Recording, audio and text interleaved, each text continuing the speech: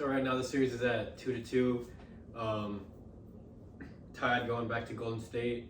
The Warriors just won Game 4, and Curry had an outstanding performance, had around 40 points, alongside Wiggins.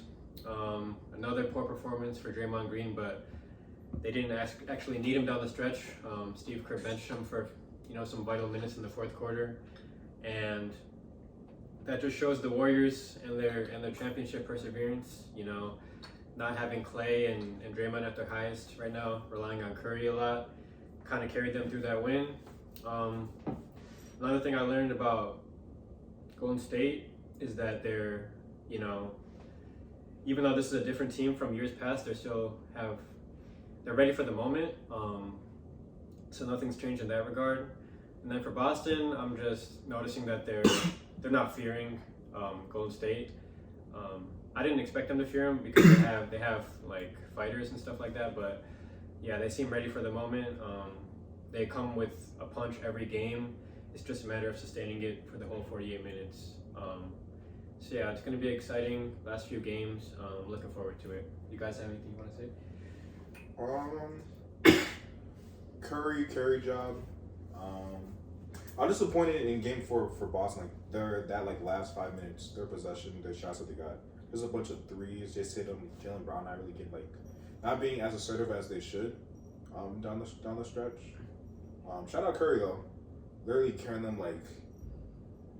Oh shit! Let me not cuss. Oh, already cussed. Nah, like he.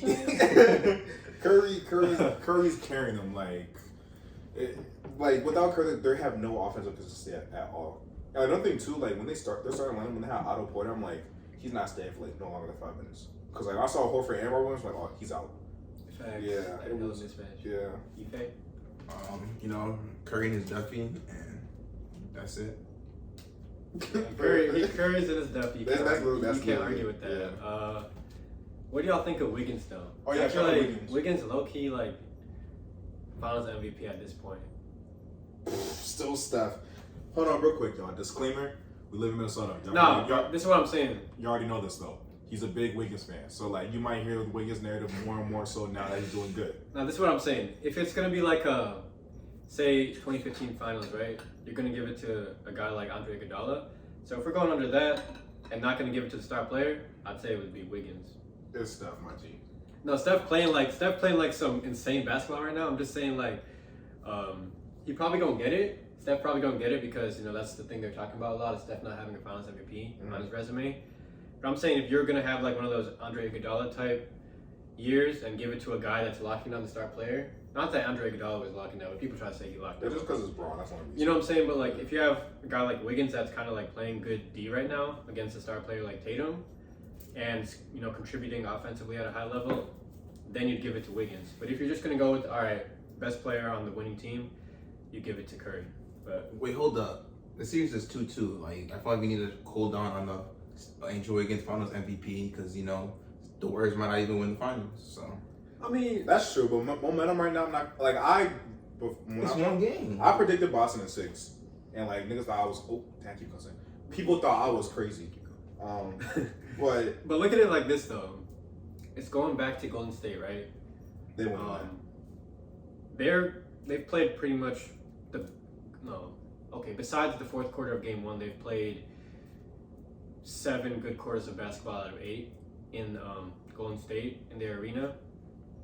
And obviously that one bad quarter cost them Game 1, but they play really superb at home, and I think they can contend with Boston, who have an insane home court advantage. They can contend with them on the road. So it's a matter of how Boston's going to respond because the stat says they haven't lost consecutive games, I believe, in the playoffs. Yeah.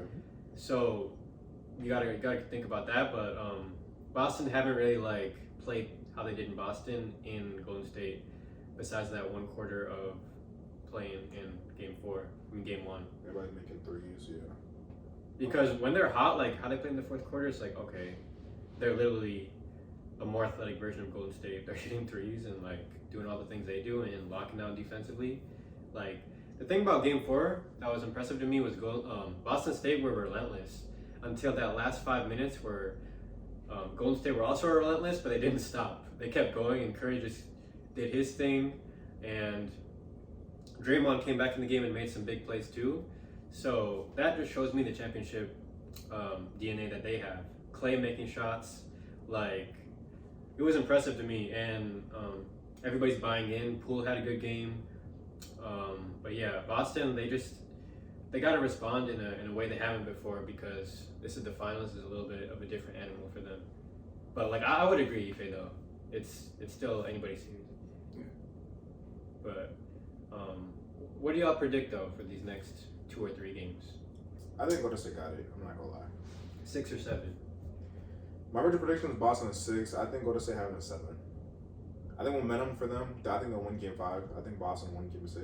Mm-hmm. Boston going on the road, so that is like something not to forget. Mm-hmm. But I just think if it goes to Game 7 in Golden State, I don't see Curry letting that up at all. Like, yeah. So you're saying if it goes to Game 7, you think you're going to see like a really good version of Curry, or one that just like folds? A Okay. good version.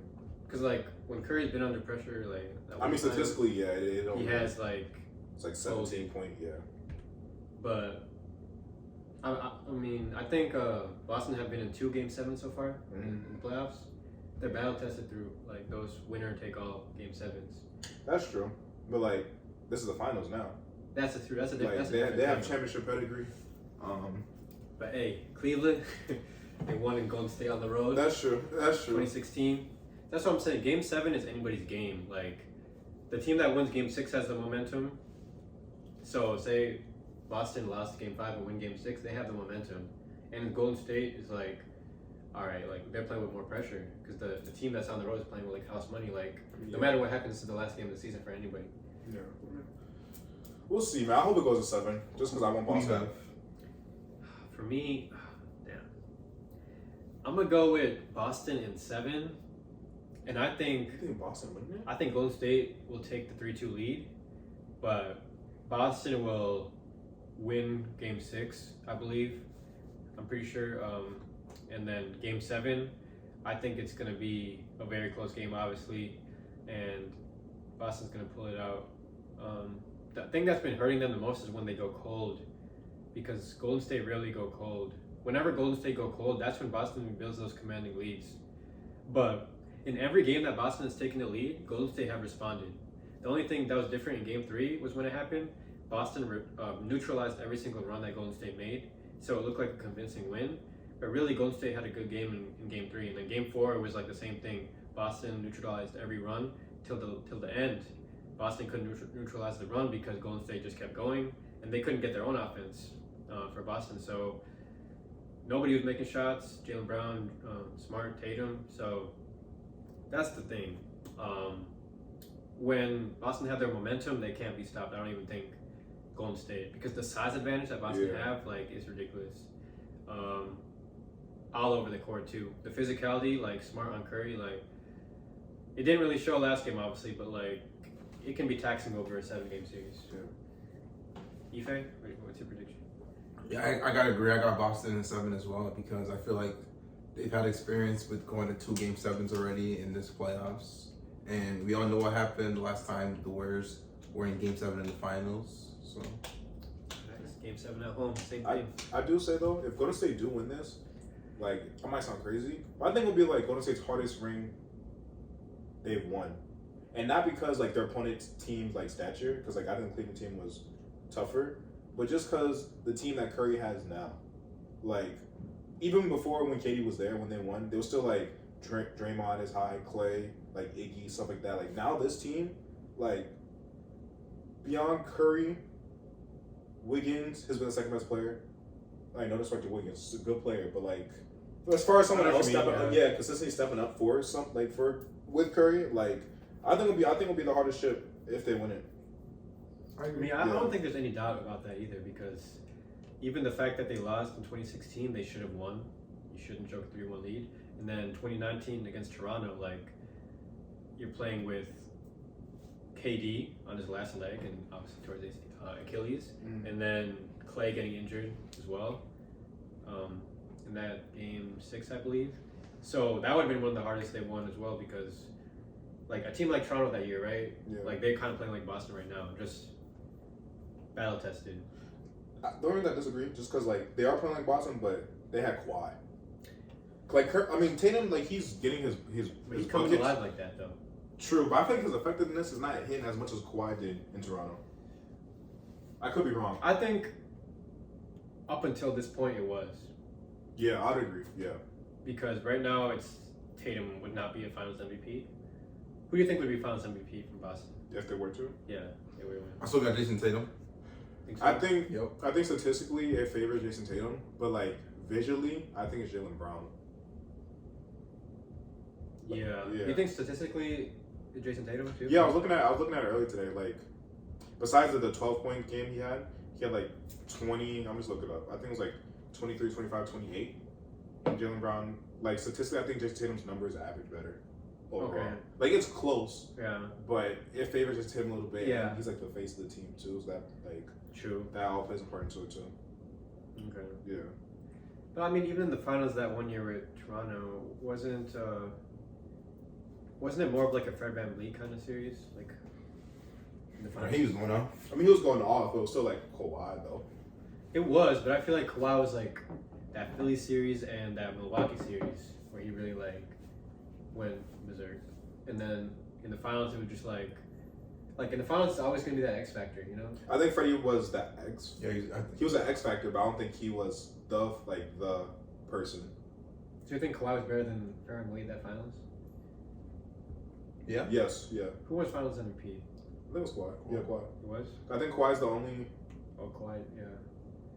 he's- Okay. Well, yeah. maybe I mean the big shots that Fred VanVleet hit were just the things I'm thinking about. Mm. But yeah. Okay. So Ife, you're saying Boston in 7? Yep. All right, bet.